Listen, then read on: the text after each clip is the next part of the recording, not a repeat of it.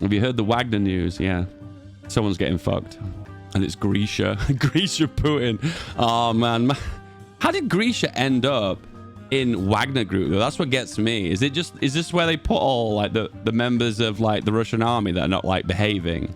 Grisha takes over Wagner PMC. Yeah, maybe that's the next path for Grisha. Maybe he's going to be the leader of Wagner Group. The entire what's Grisha doing? He's just set up to practice Hoi 4 IRL. It confuses the hell out of me that Grisha is like playing Hoi 4, a map game, and playing it on a live stream sponsored by Wagner. That's what blows my mind. The fact that that actually exists and that's an actual thing is pretty insane. It's an interesting recruiting method. I'll give him that. It's probably effective, actually, because didn't American Army have like a game that came out like 10 years ago? I guess this is what the downside of the Persian strategy, isn't it? When you have private mercenaries as a part of your armed forces, that they kind of can go rogue, can't they, if they don't feel like that their needs are being listened to. And they kind of like veer towards extremism, don't they? Because they're like, aren't the Wagner Group really far right? The key players in the Wagner Group, including Thug with tattoos. So my understanding is the leader of the Wagner Group, which is like a mercenary arm of the Russian army, has turned against the Russian army and now acting independently. I don't think there's actually been any fighting between the Russian army and the Wagner Group. I think they're just not listening to orders. That's my understanding. People are calling it a coup, which is not a coup. People are calling it a civil war. I mean, it might be brewing, but I don't think it's a civil war yet. We need to have shots of each side firing against each other, but we've not reached that point yet.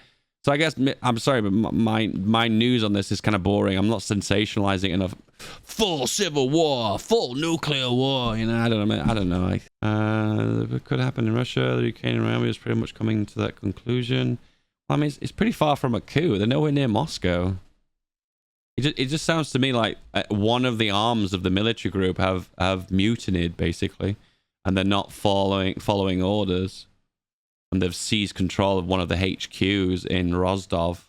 Is it Rostov? Russian military helicopter reported downed by Wagner insurgents.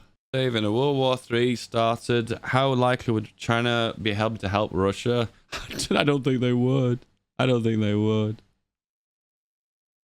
think Russia economically has way too much to lose by creating enemies in the West.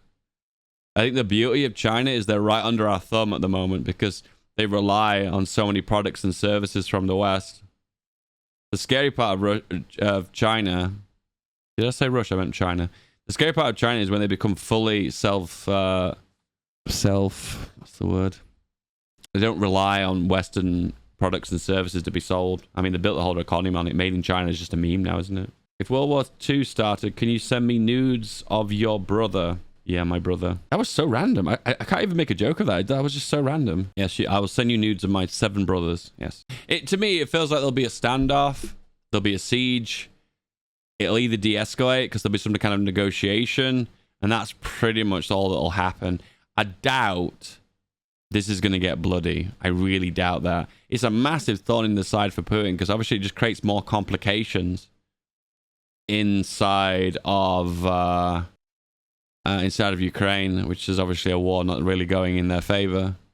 The 2-day war, don't forget that, boys. The 2-day war. All right, we done talking about Ukraine now? Are we done? No? Yes? No? Anything else you guys want to bring up? No? I feel like the narrative on this one is, I feel like everyone wants kind of blood. They want alt history. They kind of want, well, I guess it's not alt history if it's actually happening. They kind of want escalation. They kind of want things to talk about. And I feel like I'm going to downplay it, which is not very fun, is it? You know, I'm going to basically say it's an isolated incident and it'll probably be negotiated itself away and it'll be the end of Wagner, I imagine. I really don't think it's going to be a full-blown Russians versus Russians in wherever they've taken the HQ from, I guess. I think the bit that I feel like needs to be remembered is because the pressures of the water, like 3,000 meters down, is so unbelievably dense. It's like, is it like 2,000 psi or something like that? 3,000 psi?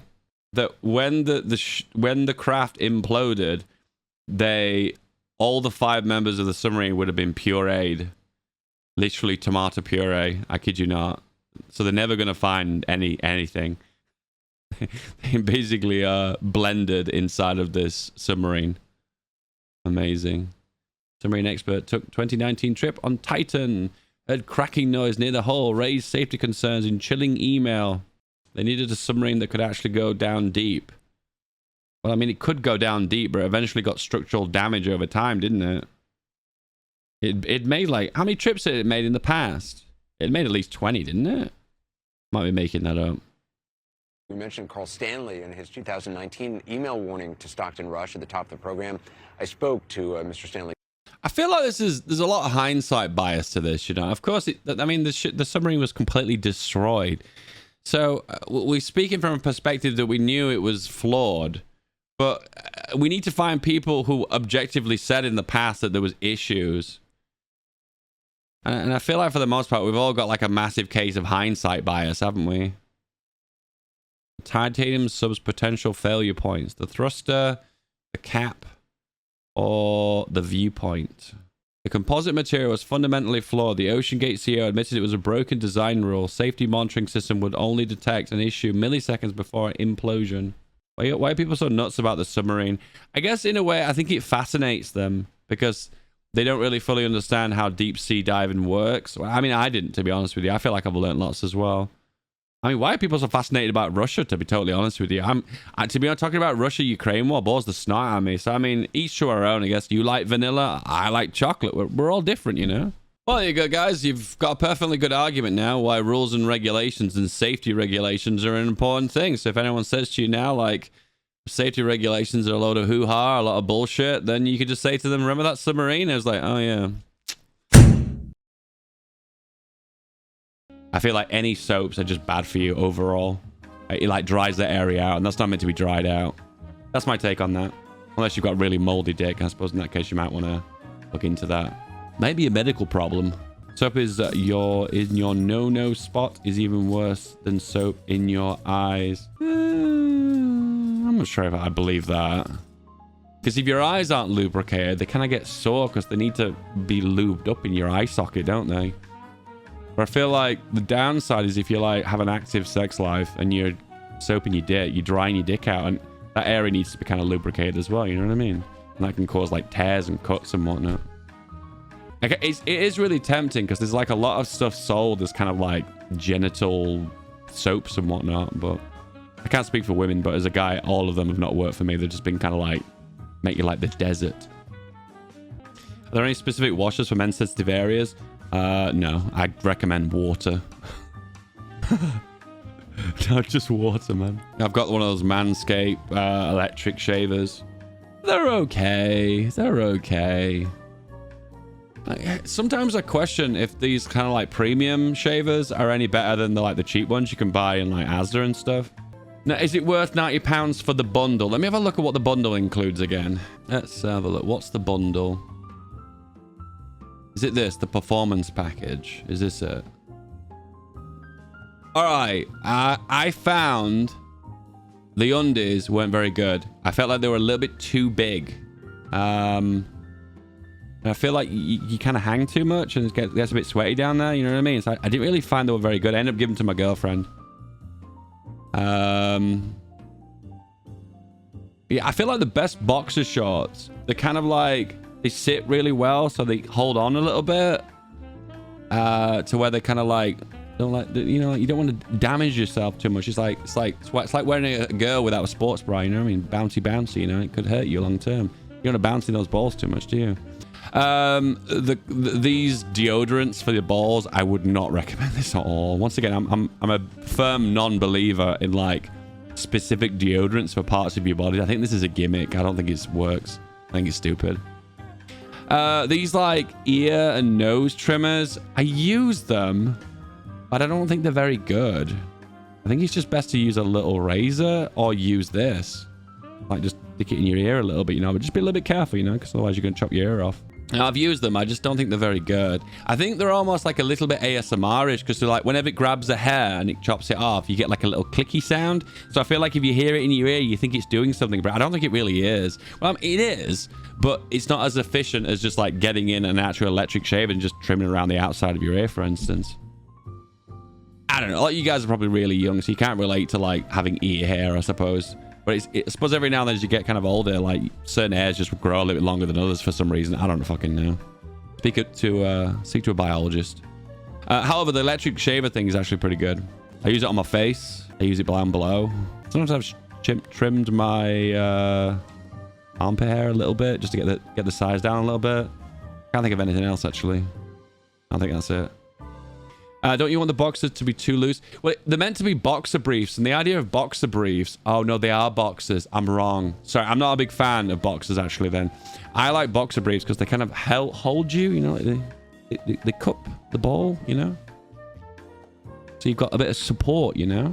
So if you go in for a run and they're bouncing up and down, you're going to be like, oh, why are my balls hurting, you know? But if you're wearing boxers, man, there's no support there, so it just doesn't hold very well. Yeah, that's the reason why I don't like boxers. If you're a fan of boxers and that's your cup of tea, then go for it. Yeah, honestly, hand on heart, I think it's all rubbish apart from the shaver. I would just buy the shaver on its own. Oh, no, they did actually send me this as well. And this is actually pretty good. It's like a travel bag with tweezers and a nail clipper. Oh, this is really good. Like, you can put this into a travel bag wherever you go, and this is really useful. 20 quid? I think it's worth 20 quid. I think it's actually worth it. Yeah, it's really good. I'd recommend that. Made the mistake of using actual razor down there. To be honest with you, bro, I used to use razor on my face, and I'll never go back because I'm one of those people that whenever I run a razor blade over a surface of my skin, it makes it all red, blotchy, and super sensitive, and it just makes me feel really uncomfortable, and I've never got on with razors. Hence the reason why you never see me completely clean shaven. It's always like, I always like the razor, the electric razor, and I have it on the lowest possible setting without a guard on it. Gotta be careful though, obviously, because if you're going at a bit of a weird angle, you can cut yourself. But overall, it's like whoop, whoop, whoop. Nice and fast, nice and easy. None of this bullshit lathering up and spraying stuff on your face. All that bullshit. Nice and minimal, nice and time efficient. Whoop, whoop, whoop, whoop. Boom, gone. Hey, if you're one of those people that don't get like hypersensitive with razors, go for it, man. Because I think a super clean shaved face actually does look quite aesthetic, you know. I had a discussion with my girlfriend recently about shower heads. And I've started to realize there's a difference between the male and female autonomy that makes it very different. So when you're in the gym, you can't take off the shower head, you know. You press the button, it sprays water on you, blah, blah, blah.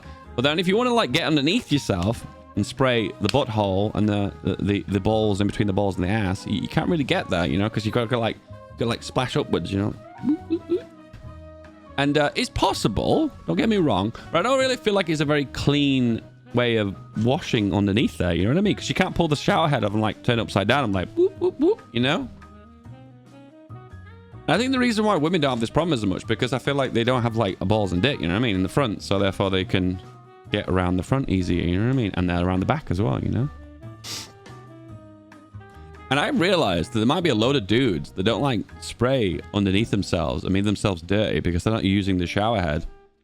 I'm just saying, man. It is a common complaint by ladies that guys desperately want them to go down on them, but they're kind of dirty down there, you know what I mean? Because they're not cleaning up their behinds. I don't even have a shower head like that. What do you mean? The shower head? What, in your house, your shower head is fixed to the wall. You can't take it off with like the hose on it.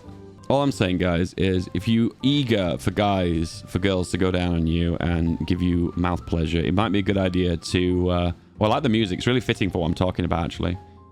Just to get the hose down there and just spray up the behind, the backside, you know? Soak that area nice and thoroughly. You might have the love of your life that's going to appear up at any moment and give you a hell of a time. And if you're not clean, man, you've just ruined your moment. She's going to remember you as the dirty, shitty backside guy.